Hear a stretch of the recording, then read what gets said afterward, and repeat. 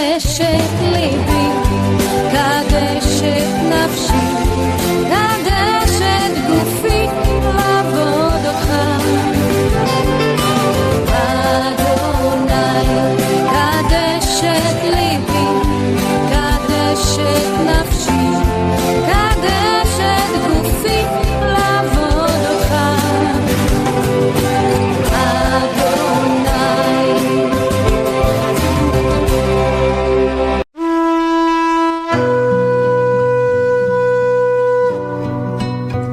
For you are high and lifted up.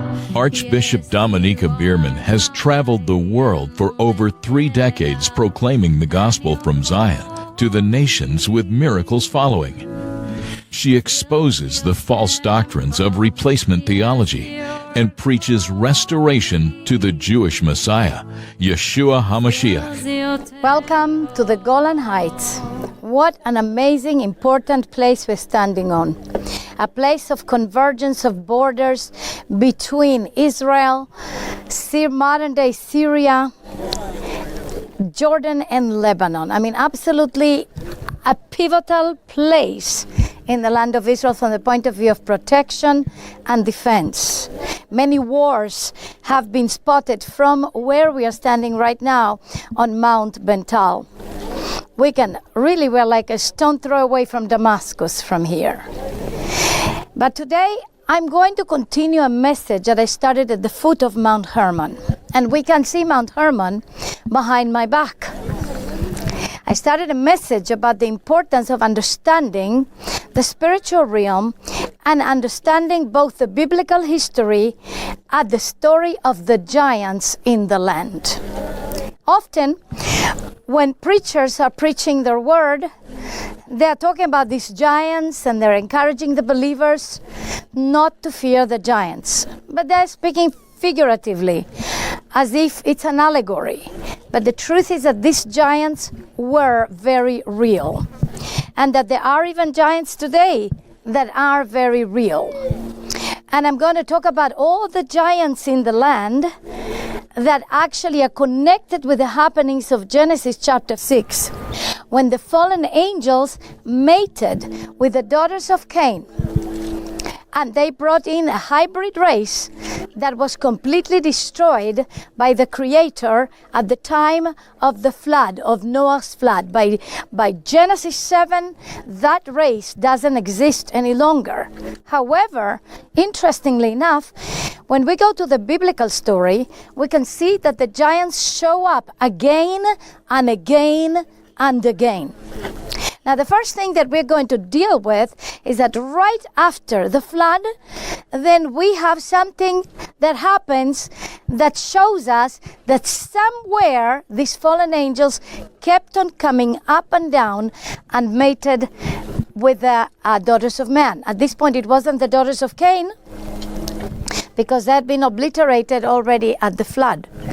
But we have the situation of the Tower of Babel. And you know, Babel is in Iraq, modern day Iraq of today, Babel, but it means confusion. And we see in Genesis 11 that there is these people that have a common language, and they try to build a tower to reach heaven. Now again, often when we look at those stories, we think, oh, well, those are Bible stories. Those are Bible stories, and you know, those are legends. We shouldn't be connecting with these legends this way. You know, it's just allegorically, they were just building a tower to reach heaven. Of course, it's impossible to reach heaven, but actually it's not. And it's not because we know that again in the book of Genesis, we have a situation where Jacob, our forefather, the son of Isaac, the grandson of Abraham, he had a dream in a place that later on was renamed Bethel, or the house of God. And in this dream he saw angels that were coming up and down on a ladder. They were coming all the way from the third heavens and down to the earth, up and down. And when he wakes up in the morning, he says, this is none other than the house of God. So we see that actually reaching heaven on a ladder is not absolutely impossible. And it's interesting that in the happenings of Genesis 11, we see that they were trying to build up a tower that was high enough. The question is, where did they get the knowledge from? Where did the humans down here get the knowledge that you could actually build up a tower that is high enough to reach the third heavens? The purpose was to reach the third heavens. Now, it's interesting that Elohim saw what they were doing. They were all in agreement, and he said it will not be impossible for them. Nothing will be impossible for them. Can you say that with me? Nothing is impossible when people get into agreement. That's exactly right. And then we learned that Yeshua said, when two or more agree on anything that they may touch, it shall be done for them by my Father which is in heaven. And since Satan knows that fact, then he does his best to bring strife and to bring disunity in the body of Yeshua by planting all kinds of seeds that are not Bible seeds, and bringing about such mixture that we are in strife and fighting against each other. Okay, so but they were in agreement. They had the same language. Elohim said, oh wow, they want to reach heaven. That's an act of treason. That's an act of rebellion. Let's go down. And I was talking to his son, pre-incarnate, Yeshua pre-incarnate. And he was telling to the Messiah pre-incarnate, to his son, let's go down and confuse their languages and stop the work. And so that's what they did. They went down, they confused their languages, and they couldn't keep on building anymore. And then they were scattered.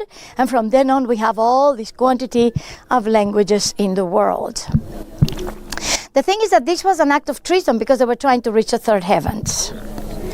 But who would instigate them to do such an act of treason? Now we see that the one that was the instigator, his name was Nimrod.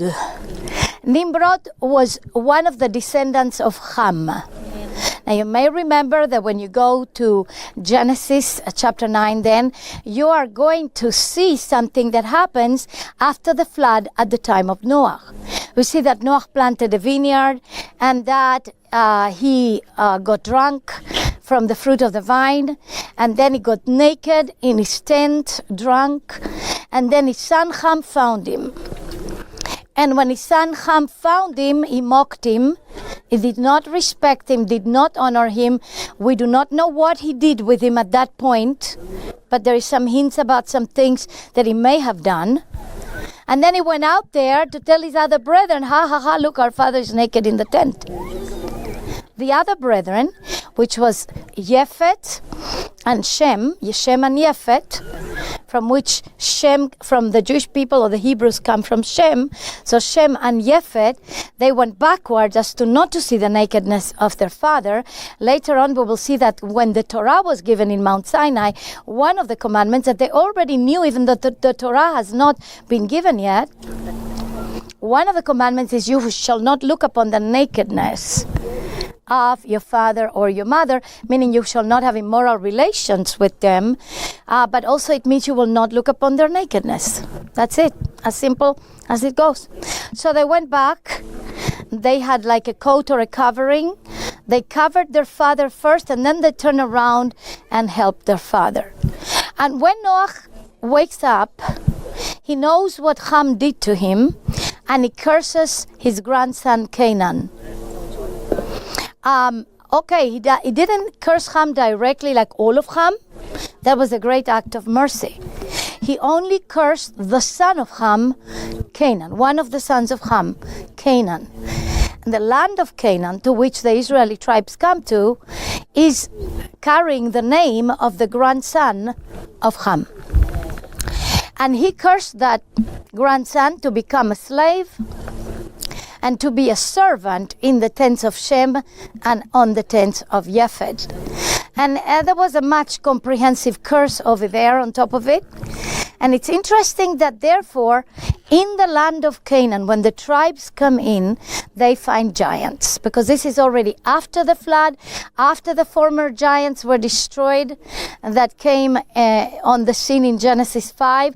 And that was a hybrid race between the fallen angels and the daughters of Cain that had murdered his brother Abel. Now we have a secondary happening. Again, most probably through the same portal at the foot of Mount Hermon, where you could have the fallen angels coming up and down, not from the third heavens, because the third heavens is closed to Satan and to the fallen angels.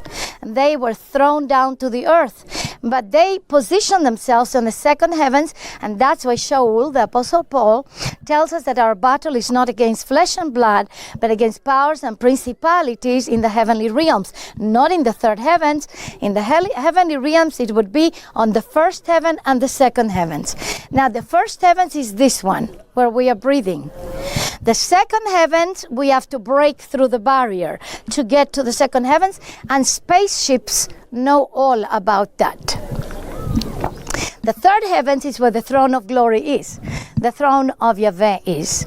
And so, now they come into the land, they have the same happening again. There is giants in the land. Can you say giants in the land? And the land is called the land of Canaan.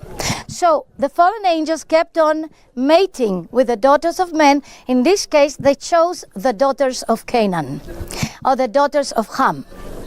The granddaughters, great-granddaughters, the descendants of Ham through Canaan were chosen to become hybrid race, because that race, that part of Ham, had been completely cursed. Not all of Ham, but the Canaan lineage of Ham. And therefore Elohim tells Joshua, make sure that you leave no man and no child, no male child, and no woman that had known a man alive, because then they would continue propagating the hybrid race between the fallen angels and the daughters of Canaan, which is from the Canaanite line of Ham. So we find the giants again. In other words, this thing about the fallen angels keeps on repeating itself. And in this case, I'm going to back up right now before they even come to Canaan. I'm backing up all the way to Genesis 11, where Babel is trying to be built. What are they trying to do? They are instigated by fallen angels through a mighty man called Nimrod from the line of Ham. And Nimrod means let us rebel. Let us rebel. Say with me, Nimrod. Let us rebel. Now, what they were being instigated to do by the fallen angels, which are the ancient gods that came down, they were wanting to break through the barrier of the first heaven, the second heaven, into the third heavens, and take back the throne of glory from which Lucifer, Satan, had been banished, together with a third of the fallen angels that followed him. Now, these fallen angels are not mamby-pamby, wishy-washy creatures. These fallen angels are also called the Watchers. They were in the council of the angels, and they were the ones that Elohim talked with and conferred with. They had great authority. Can you say great authority? They also had great knowledge. And therefore they began to trade their knowledge of heavenly things, which eventually became all of the occultic arts and witchcraft and all that has to do with satanic worship and occult, divination, all of that. They began to share their knowledge, not only of that, also their knowledge of technology. And they began to share their knowledge of technology and the knowledge of the spiritual realm with the human people.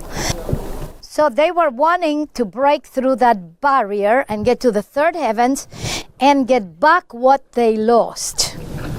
Then Elohim came down. He said it would not be impossible for them because they were in unity. So that's very important, that when the enemy comes into unity, nothing is impossible for them unless Elohim intervenes.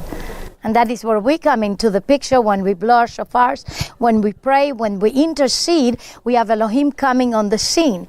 In the same way, if we have all the enemies of Israel that are surrounding us here, in unity with the United Nations that is sitting at the border here in the no-man land zone, in the neutral zone between Syria and Israel, and they all get into agreement, they could obliterate Israel. They could take it over, except we are interceding, except we are praying. And that's the reason why the the Holy Spirit spoke to me and he said, I am covering Israel with a mantle of mercy from north to south and east to west. It is the prayers of your brothers and sisters in the nations that are causing me to do this. In other words, our prayers and our intercession, our shofar blows, our prophetic declarations concerning the future, the covenant future of Israel, is mighty important to be able to destroy the unity of our enemies. Because those enemies are instigated by the ancient gods. These enemies are instigated not only by low-level demons, but by the fallen angels themselves that are the ancient gods that came down and keep on coming down and back all the way to the underworld. Most believers have been absolutely too ignorant about the battle that we are raging in Israel. And too ignorant about the battle that we are raging also for the bride of Messiah. Because these two entities are the ones that are going to be established in the end of times. Israel as the chief possession of Yahweh Tsevaot, the Lord of the armies, and the bride of Messiah, the one new man, Jew and Gentile together in the Messiah, which are the ones that are going to rule and reign for 1,000 years down here with the Messiah. And so now we understand the happening of Genesis 11, and I want us to think a little bit about the happenings of Genesis 6. It says, when daughters were born to men, they looked good in the eyes of the sons of God, and the sons of God came into the daughters of men, and out of that came the Nephilim. Can you say Nephilim? Nephilim comes from the word to fall down. Because those fallen angels fell down from the third heavens down to the earth. So that's why they're called the Nephilim. Out of that were born the Nephilim, mighty men of renown. Mighty men of renown. In other words, the hybrid race that came out of the fallen angels were called the Nephilim. So please, Genesis 5, follow me. Okay? Fallen angels, say fallen angels. Daughters of Cain, those are human. And the outcome, the result, the fruit is the Nephilim. Say Nephilim. The ones that have fallen down. And they were not any kind of people. They were a hybrid race, and they were highly intelligent because they carried the seed of the watchers, the seed of the fallen angels. They were high-level technological. Now we begin to understand many things that have been built that nobody can understand. How were they built? They were built by the Nephilim, by those people that were a hybrid race, highly skilled, highly technological, high-tech. Are you listening to what I'm saying? Yes. High tech. High tech, for example, worships AI, artificial intelligence. Where is all that knowledge coming from? It's coming from the fallen angels that have traded that knowledge for progeny, for children. In other words, their purpose is to mix the race and bring about a hybrid race. So they did it through the daughters of Cain before the flood, and then they did it through the daughters of Canaan after the flood. And then, we do not know, but it continued going on and on. Nothing really could stop them because they continued going on and on, but they have masked themselves. And they mask themselves so that they will look more sophisticated. It says that Satan disguises himself to be like an angel of light. He masquerades himself. He doesn't show up for what he is. Same with the fallen angels. They masquerade themselves. And so today you can find all of this desire of the fallen angels to actually make a hybrid race in high technology and virtual realities. where people are not living in the reality anymore, but actually in virtual realities they can become murderers, leaders of communities, and leaders of sects and cults and all kinds of things, and murder, and do pedophilia, pornography, and everything else, all in the virtual reality, except that virtual reality impregnates their mind with the seed of Satan, and they bring it down to earth, and therefore we have the quantities of shootings that we have even in America in all the schools. And therefore we have so many acts of terrorism with so many people that are crazy, are willing to die to get 70 virgins in heaven. All that thing, they get these virtual realities, and on top of it, and it's much more today than ever, because the internet is feeding them with all of these things, and so they are able to bring it now into the reality. But all that domain of the virtual realities and artificial intelligence is the domain of the fallen angels that brought it down here to earth and traded that knowledge to be able to obtain the daughters of men. Their purpose is to actually become what today it's called post-humanism. Post-humanism means after being human. In other words, that people will not be human anymore. The hybrid race between fallen angels and the daughters of men, they are post-humanism. Not normal human anymore, because they are with fallen angels. And those fallen angels will never be forgiven. They are the seed of the fallen angels. Now, transhumanism, it's transcending humanity altogether. The purpose is so that the fallen angels will be ruling over the earth. And together, even with a hybrid race, they will be able to be ruling over the earth. They will destroy everybody that doesn't become hybrid, everybody that doesn't agree with them, and they would be ruling over the earth. That is what we call the New World Order, and that's the purpose of the genocide that has been prognosticated, and that's the purpose of things like the Georgia stones or guide stones that, by the way, collapsed, praise Yah, and we did blow the shofar over there, and those stones collapsed. Where it was said that humanity needs to come to harmony.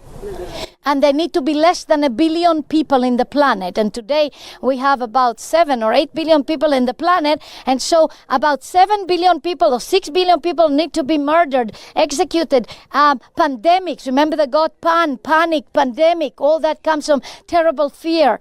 And so all of these things are for the purpose of executing the will of those ancient gods, the will of those fallen angels, to rule over the earth instead of humans, instead of man, so that they will bring that high treason rebellion that started in the third heavens, and now they will implement it down here on earth, because they know that Elohim has paid special attention to the earth. Even though there's many constellations, there is many planets. We do not know what's happening in all these constellations. In fact, NASA doesn't know what's happening in all these constellations, because the universe is completely vast and it's being still created. It's like the creative word that was spoken, at the time, the Genesis, we have the recount in Genesis 1, that creative word keeps on happening. And so these constellations and this universe and these stars, they are being created at the same time that many are also falling and dying. So the universe is very changing, very transforming, the whole universe. And Elohim is called Borei Olam. Borei Olam is the creator of the universe, amen? The creator of the entire world and the universe. So these fallen angels know that the earth is the desire of Elohim. And in the earth there is one nation, that it is his chosen nation. That is the people of Israel. So he told us in advance, when we came in, make sure that there is no male left alive here, and that every woman that has known man, that means she's not a virgin, will not be left alive as well. They make sure of that. They didn't make sure of that. They left a lot of them alive, and this is the reason why today we are still suffering from this situation. If they would have done it, maybe we wouldn't be suffering from that. If all the Amalekites would have been destroyed by King Saul, maybe we wouldn't have any problems today with that Amalekite spirit of anti-Semitism that's been working throughout the nations. But they left it alive. And therefore it's so important that we realize that in order to eradicate mixture and mixed breed, we need to be thorough. It's got to be thorough so that we have the full victory over this situation, both in the bride of Messiah, and both we can stand in the gap for Israel's sake and for Zion's sake. We will not keep silent, because the same entities and the same powers and principalities of the second heavens, the gods of the underworld and the fallen angels and demons. Please say angels and demons. Two different entities. The fallen angels have a body, the demons don't. But who are the demons then? Well, there is some recounts that there was a big battle among the giants of the land. Then they had rivalry between each other, because the fallen angels don't necessarily love each other. They don't have any love, because Elohim is love, God is love, and so there's no love left in Satan, no love left in the fallen angels. Do you understand what I'm saying? So they do not love each other, they fight against each other. And when they were fighting against each other, this hybrid race killed each other, and the spirit, disembodied spirits of those hybrid race, of these giants in the land, are still hovering around here. Those are the demons you're talking about. They are much lower level than the fallen angels. They bother, they harass, yes. And they can possess people, and that's the point. Demon possession is different than fallen angel mating. I'm going to repeat it again. Demon possession is different than fallen angel mating. Fallen angels have a body, they have seed, they can mate with the daughters of men, and a hybrid race come out, and they have many names, that hybrid race. And then the disembodied spirit of the hybrid race, when they fight each other, because they are of the spirit of the fallen angels, they have eternal spirits, and you know where they're going to be for eternity, but they still can possess people. They also can possess animals. That's why in the case of the legion of demons, in the demon-possessed man in the Gadarenes across the Kinneret, the Sea of Galilee, then they asked to be sent into the pigs, because they can possess humans and they can possess animals. But the fallen angels can mate with humans and can mate with animals. I hope I made myself super clear about this.